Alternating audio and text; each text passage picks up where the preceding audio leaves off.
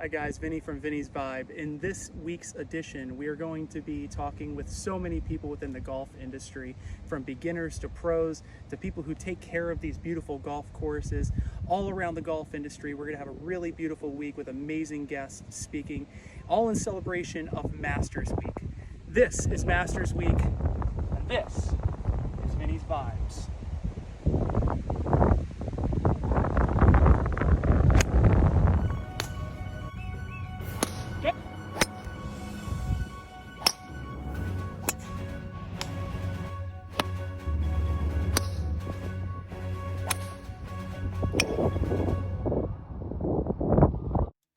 Hey guys, welcome to the show. Vinny from Vinny's Vibes here with the final round of our Masters Week podcast. In round 4, we have a superstar in our Palm Coast community. This is Donna Serino. She is an LPGA professional. She teaches everybody around the neighborhood. If you've been on the Palm Harbor golf course, you probably have seen her a couple of times. Donna, thank you so much for coming on the podcast. You're welcome. Yeah, it's good to be here. Well, it's great to have you. And so tell me a little bit about yourself and, where you've come to get to this point in golf. You developed such a passion for this and then helping out others. Tell us a little bit about where you've come from, where you are now, all the feels. Okay, so we'll start at the beginning of how I got involved in golf, because it did happen late. So I'm originally from Massachusetts. I grew up in a small town just about 10 miles north of Boston. And I started golf when I was 27. Wow, okay, 27. 27. So what happened was I moved to a condo, and right in front of my condo was a public golf course. And growing up as a pretty good athlete, I played all the sports, everything but golf. And I'm like, well, let me give it a try. So the funny thing is, when I tried it, I was terrible. And that we all can compare to that. Is not good for an athletic mindset. Right. So I was given some very good advice in the beginning. Look, you have potential. You should get lessons right away. And fortunately for me, I found a great teacher. And how did you get introduced to that teacher?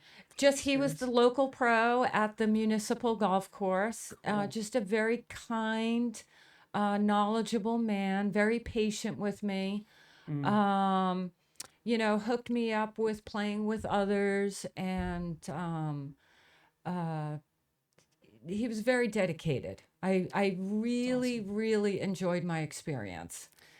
So I took it to another level and started practicing all the time because I didn't want to be bad. And before you know it, I'm starting to win all the events in the area. So how did you get to that point of getting into those pro events or those well, the amateur events happen first. Okay. And in Massachusetts we have it's called the Women's Golf Association of Massachusetts. And so you dive into that, you take the leap of faith, sign up. Okay, please, I don't want to embarrass myself. Right. But that experience was unbelievable. And I love the competitive aspect of it. So I signed up for all of them, and then I started winning mostly all of them. And then the big one I won was the New England Amateur. That was, like the highlight. That's gotta be huge. What was that like? It was pretty cool. It was pretty cool. I mean, I was shocked because, there was a girl in the field that won the U.S. Mid-Amateur. Wow. Marion McInerney. Really good golfer. Man. Tara Joy was in the field. Another unbelievable golfer.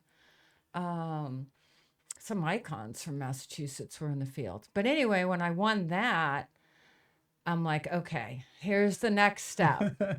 So then I went to the Futures Tour, which is now called the Epson Tour. That is one step below the LPGA. Wow, that's cool. So that's kind of like what would you say, like the DP World Tour or the or Corn Ferry, right? It would be more like the Corn Corn Ferry. right? Yeah. So back then we did not have qualifying. It wasn't like huge. It's basically put up your money. You just say you're turning pro, and you get and then you start competing. So I did that, and that is all across the United States. I met a wonderful, wonderful girl from South Africa. And she said, come to South Africa with me and play on the South African tour. And you can, I know, right? Oh my gosh, what was that like? So wait. Did you do it? I did. There you I hopped go. on a plane and I spent, so our winter is their summer. So for the Futures Tour, we stopped competing in December, January, and they start back up. I don't know what it's like now, but it used to be around March. So I'm like, well, if I'm not playing in the United States, so I hopped on a plane, went to South Africa, and spent 3 months there playing on the South African tour with her. Okay, now my question's going to be, what was that like? That must have been Incredible. Beautiful. Especially when you're with a local. So what are some of the things that people wouldn't see when, they go to South Africa that they would have thought they should see? I spent time in Johannesburg. So we had tournaments there, and then we went to a more popular area called Cape Town. Cape Town is great. It's beautiful. They're famous. It's called Tabletop Mountain. And so we had one event over there.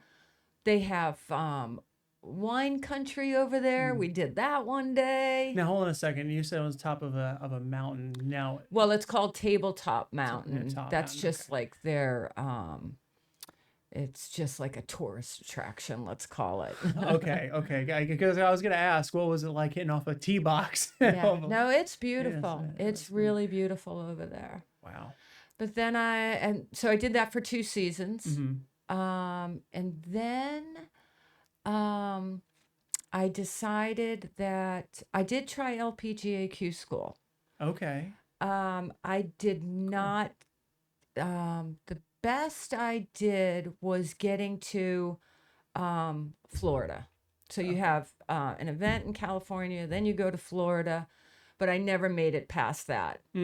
So it talks about how tough it is to get to that point. It's really tough. Right. It's expensive too. Very expensive. So,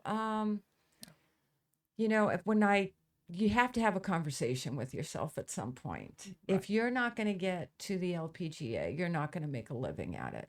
So it was a great experience. Wouldn't take back any day I had, but then I decided to get into teaching. And you gained a lot of experience over the years in teaching. But I got lucky again because early in my career, I met Bob Tosky. I don't know if you're familiar with that name, but... Well, we'll let our audience know. Absolutely, yeah. No. Bob is the grandfather of teaching. He is 97 now. He's a 2-time Hall of Famer.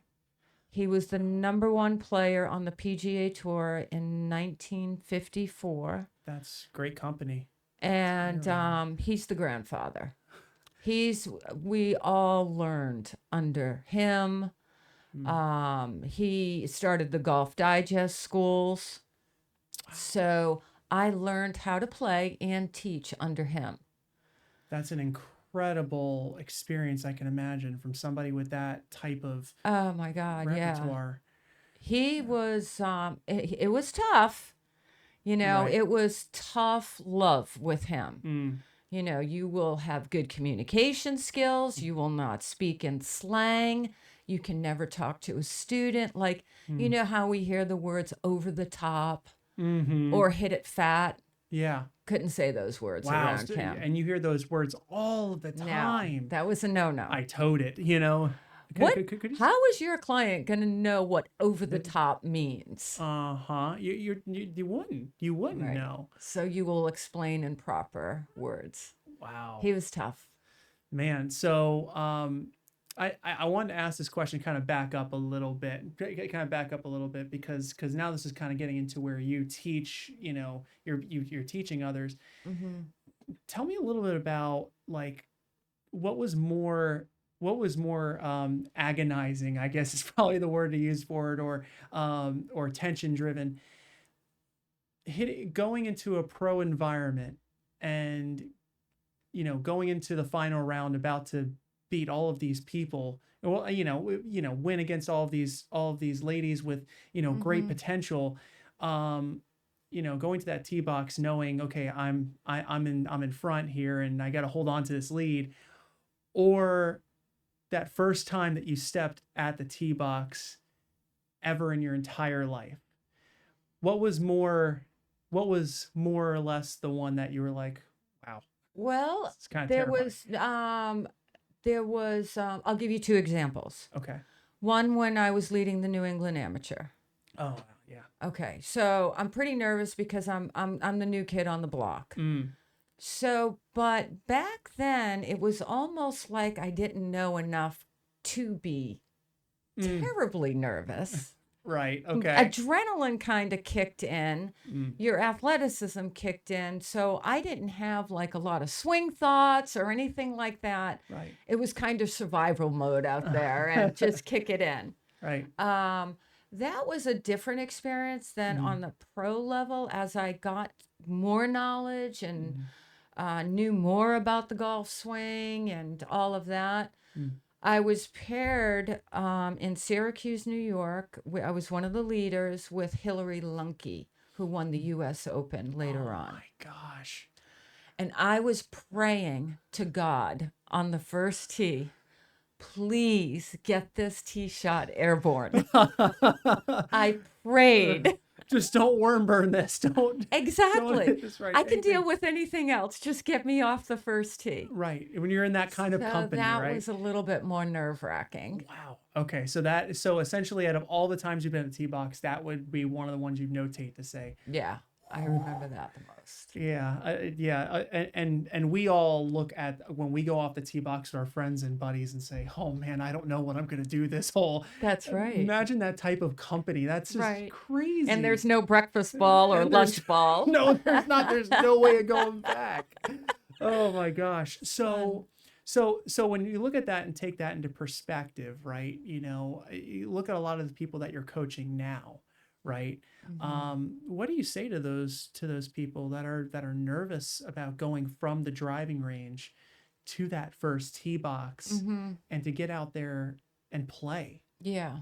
For beginners, I take the pressure off of them. Meaning, first of all, when the ball is on the ground, it is very difficult to get the ball up in the air. So if you're a real beginner learning how to get a feel for the bottom of the arc of the swing, and it's just, I don't want to put anyone in a negative state. So at that point, I encourage using a tee. I said, look, if you want to get your feet wet and go out on the golf course, there is nothing wrong with putting that ball on a tee until you get used to that ball being on the ground, because they need to see the ball go up in the air. Right. It's not like you're breaking any kind of rule. You're not playing in the U.S. Open. Right. We're here for enjoyment. We're here for the exercise, to whether it's to be with a friend or a spouse, to enjoy their company, but yet they want to have some kind of enjoyment. Right. So for that beginner, I encourage them to use a tee until they get close to the green. Wow. And that takes a lot of pressure off of them.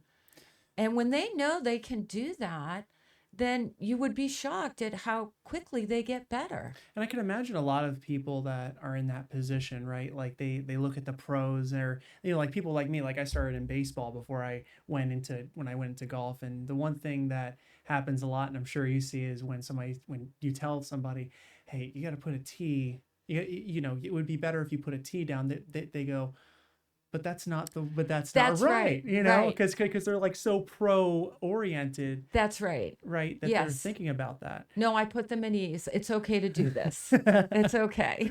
It's okay. Unless you're playing in a tournament and we're not there yet. Yeah. So you're hearing this from a tour professional, an LPGA professional, that it is okay when you first start out to do this. Not?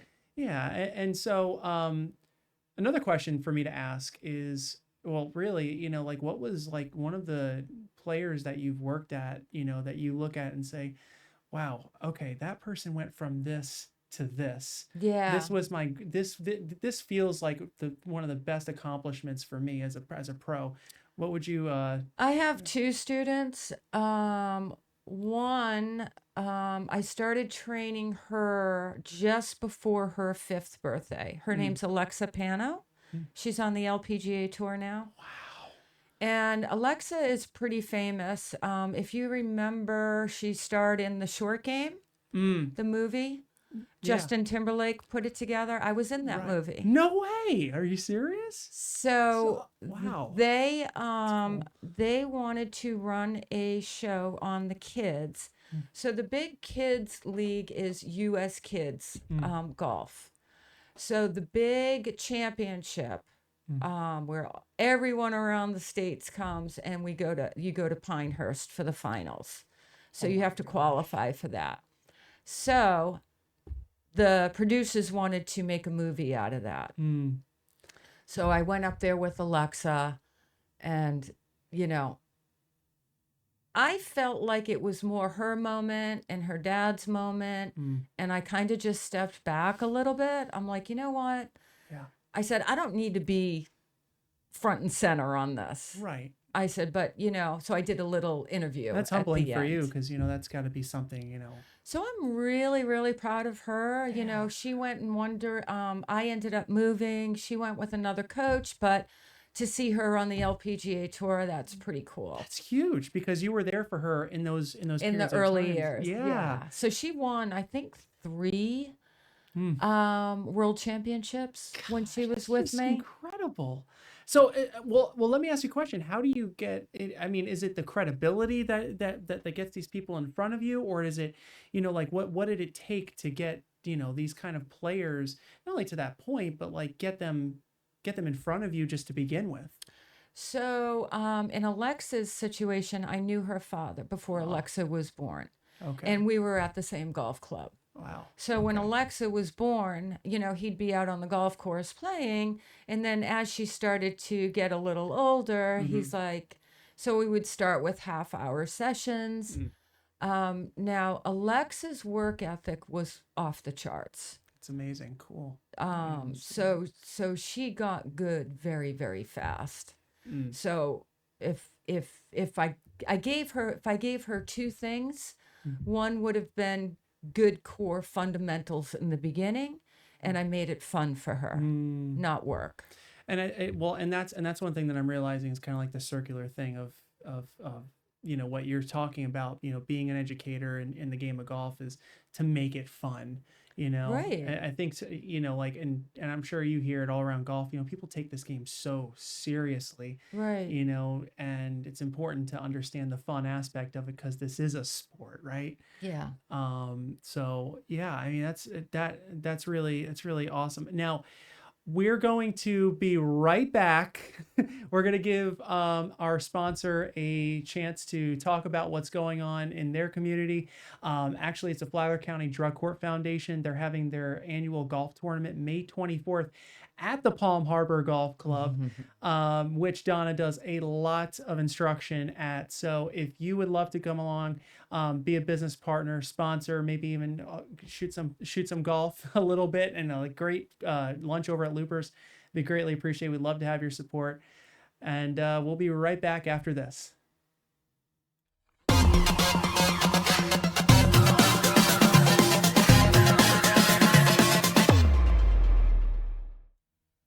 Hey everybody, Mike Feldbauer from the Flagler County Drug Court Foundation, inviting you to our 3rd annual golf tournament on May 24th at Palm Harbor Golf Club. This is our one of our annual fundraisers. Help us help those in the community in recovery. Have a great day, good food by Loopers, some great gifts, some contests out there on the course. Come join us. For information, call me at 401-864-6997. or email me at mfeldbauer, FELDBAUER @gmail.com. Have a great day.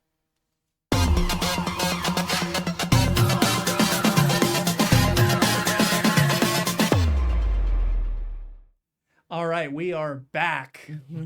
Back to round 4 of the Masters Week. Thank you so much again, Donna, for coming on. And now I wanted to dive a little bit more into this because you were telling us a little bit, tell me a little bit about this during the break, but you have somebody that you're also working with right now that is also going to be going pro. Tell me a little bit about that person that you're working with. That would be Nicole Felci. So she's been with me since she was 7 years old. Wow. I have been, and she is 19 now. Oh my gosh, 12 years. Yeah. That's so cool. Yeah. So what does that evolution look like from that point? It's amazing. It's amazing. So Nicole was a natural.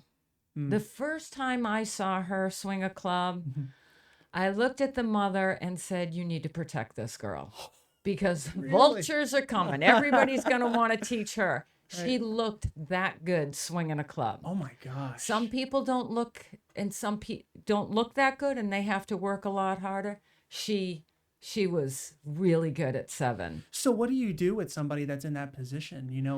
That's just natural, has the stuff. How do you fine tune that over the years? So a lot of it is feel. You work on feel because that's what it was. She was God-given feel.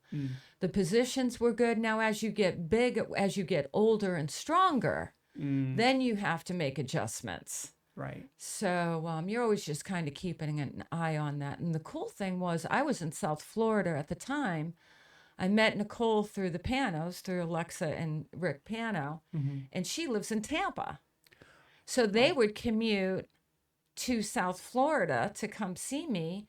And then when I would go see my mom in Dunedin, I'd give her a lesson when I go over there. And that's how we have done it the whole time. Oh my gosh. We were very, very dedicated to each other. But that's so cool. I mean, because that's what makes it more rewarding. Like, that's gotta be one of the things that's so rewarding for you as a coach, right? Yeah. Not just like the golf instruction, but the relationships, right? Oh, for sure. Yeah. Oh, God, yeah. So Nicole, there's always a plan A and a plan B. Plan A has always been to play on the LPGA tour, but you need a backup plan. Right. So I encouraged her to join the LPGA teaching program. Awesome. So that's the program that I went through. Well, in that program, the KPMG, which is a major tournament, which is in Texas this year. In the LPGA teaching program, we have a tournament that you could qualify for that. Wow. And she finished runner-up. Oh, my God. So she is going to an LPGA major tournament to play it. Oh, my gosh. That's incredible. Right? Yeah, I'm so excited for her. And that's got to feel pretty accomplishing for you as a coach to see someone do that and then... wow. Yeah. So those are 2 good stories. Yeah. So now, like, going into that, there's just so much credibility that you've now gained over the years, and like those successful stories are everything. But going into that, like, I know we talk a lot about our swing, and we try to figure out our swing path. There were all the things that we can fine tune. Yeah. But there's something that a lot of people don't do when they first start out in golf, or whether they're, spending 20 years in golf, or whether they've gone, 50 years into golf. Your club does matter in a lot of ways. That's a good point. Speak to that. Yeah. Talk a little bit about that. That's a good point. Yeah. So, believe it or not, the first time that I ever got fitted for clubs was about a month ago. Are you kidding? So I've been playing with clubs off the shelf this whole time. Oh my gosh. I know. And you've accomplished all of this with clubs that you're like... Yeah. Yeah. Oh my gosh. I want to... so I got lucky. I always meet the best people in the business. So I met Bob Everett, who does club fittings for PXG down at Plantation Bay. Wow. He also does fittings at World Golf Village, but I went to Plantation Bay, and he could not have been any kinder, nicer. I told him, look, my clubs are 20 years old. The heads are falling off. And I had steel shafts. Oh my gosh. And that's a lot of and in his kind words, he said, these clubs are a little too heavy for you now. Oh, okay. So the experience was great. Awesome. I did the full bag experience, putter, all the irons, woods, driver. And now, how did he work with that for somebody that hasn't, gone through that so experience? you're on TrackMan. It's all metrics. Wow. It's all numbers. He's not telling you any of the numbers. He's just waiting for those few good optimal shots. And he's looking at, I'm glad he didn't tell me because I know nothing about all those metrics. It's crazy. Slope, arc, yeah.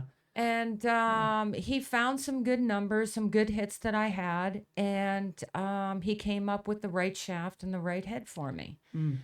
And he spent 2 hours with me. And the other cool thing is what I don't think people realize. I certainly didn't realize it. So I'd like to keep it in a positive way. Say my swing gets better. Did I outgrow my clubs? Do I need new clubs? You can just go back to him and he can make adjustments free of charge for you. Wow. Isn't that cool? Yeah. Yeah. Well, and that's the thing, because a lot of people really come to the conclusion that all of a sudden it's expensive to do all of these things, to keep going back for things like when you get better. No. Yeah. Yeah. So I know I have plenty of clients where they go back, and my husband had to go back. And I said, Bob was also a teacher. And I said, his ball keeps going left. Maybe you can see something that I can't. Difference between a draw and this was snipe. And anyway, Bob took a look at one swing, took his 3-wood, click, click, whatever he does, makes one little change, and then the ball was going high and straight. Wow. Oh my gosh. Just by an adjustment to the club. And see, that's crazy. Well, and that's huge, because a lot of times, like, we go out with our buddies and, like, people are like, well, let me go ahead and screw it and try to adjust it. And then all of a sudden this is why it's so important to go to somebody that knows what they're doing with those clubs. Right. Tell me about your finish experience with those new clubs now that you're out there playing. They well, I haven't been playing a lot because I'm working a lot. But I have practice. Right. Okay. And how do you feel about your shots? They go straight. That's the only thing we ever want in this game. And anyway, I think I gained yardage. Wow. Yeah. Okay. Yeah. And yeah. So technology matters. I think technology does matter very much in this game. So again, go see somebody. Use your resources. Right. I mean, would you speak to that a little bit? Yeah. So I can't recommend him enough. He's and it doesn't cost anything for the fitting. That's incredible, because so a lot of people. If he says, the other thing, you can take your TaylorMade driver or Callaway driver, and you can compare it to his. If he can't get it any better than what you have, he ain't selling his product. So I like that. Transparency is that's key. Honest. Yeah, and that's pretty important, because a lot of people don't see that a lot. I mean, not only in golf, but just in business, transparency is everything. So, well, I wanted to say thank you, Donna, so much for coming on. And I wanted to, we have a couple of minutes left. I wanted to kind of ask you, because you're wearing your Masters hat. Yep. So have you had any experience like watching or going to a Masters? Or? Yeah, I did. Okay. I went, I think your other guest went the same year I did. 95? 95. Are you kidding? Because when I was watching your show, I'm like, he went the same time I did when Ben Crenshaw won, and it was Tiger Woods' first time. Right. And what was that like? Okay, so this is what I encourage people to do. Go on masters.com. They have a lottery. Okay. So it's an impossible ticket to get, but they do offer a lottery starting June 1. We're pausing this podcast. Nobody's seeing this. This is only just for me. Yeah. You can go on and sign up for their lottery. to win a ticket. Wow. So fortunately for Class A, LPGA, PGA, we are allowed in for free every year. That's incredible. So yeah. It is beyond beautiful. Well, even if you don't like golf, you need to go because it's that beautiful. And I've heard so many different things, of course, because I do mortgages on the side if you need a mortgage. There you go. But the people I've done mortgages for, there have been people that I've worked with that have gone and experienced it, and you don't see what that course. The television doesn't justify what you see when you're there. Mm-hmm. And then on top of that, cool. I kind of like the no cell phone rule. I like it too. Like it too. The people are more engaged. So tell me a little bit about the environment of being at the Masters, just for somebody that hasn't been able to see like what that looks like, kind of like a cool little thing like when you get there, other than the cell phone rule, obviously. Yeah, the cell phone, and I don't think you're allowed to run. You're not allowed to run. I don't think so. You better check me on that. I don't think you're allowed to run. So you're not allowed to run at the pool, and then you're not allowed to run at the Masters. I don't think you're allowed. I think you can fast walk, but I don't think running is allowed. Double check me on that. All right. We'll Google that later. Google that later. For sure. That's cool. That's interesting. It's beyond beautiful. It's the cheapest sporting event you will ever go to. And now, what do you say to that? The food is. You will have 2 lunches under $10. Wow. And the pro shop, the prices are very reasonable. Are you kidding? It's unbelievable. You'll be shocked at how inexpensive it is. Now, what's the purpose of that? I mean, like, why do they have it like at such an inexpensive price? Always have. Always That's have. amazing. I don't know if they felt like we're not going to gouge the customer. It's tradition. They make enough money. Right. All those reasons. Yeah. So that I think would surprise people. Other than the beauty. Right. Well, besides beauty and the amazing greens and fairways and the trees and the over height amen corner, which must have been really cool to see. Yes. We're going into the Masters now, watching this, and I'm sure you're an avid golfer and watching this sport. Mm-hmm. Who do you have? 3 picks. And okay, now I have not seen the leaderboard yet. Okay. So full transparency there. It's day 1. So I like Shane Lowry. Shane Lowry, Mr. Sirixon. Okay. I like him. Cool. For the young up and coming star, same as Ashton, your other guest, I pick Oberg. Mr. 3 seconds. I love that. Oh my gosh. I love that. And exciting to watch is Bryson DeChambeau. Oh yeah. He's very exciting to watch. I like those 3 picks because like you have one person that, Shane Lowry, he's kind of just a really good all around. I mean, all of these are all around golfers. Yeah. But you've taken it from like the kind of the calmer end to kind of that height. Aberg is just a quick play. Like your mindset, if you think like Aberg, you'll be a lot better at golf most of the time because it's just go hit onward. He's really good. Yeah. Really good. And Shane, I think there's supposed to be bad weather tomorrow. Shane can play in any kind of weather.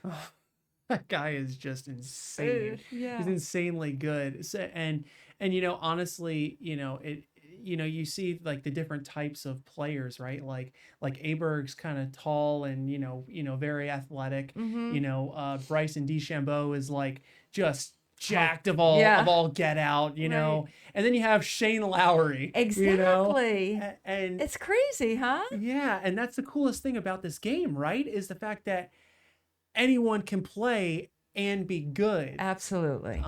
Absolutely. Right. So, speak to those people kind of as a final thought.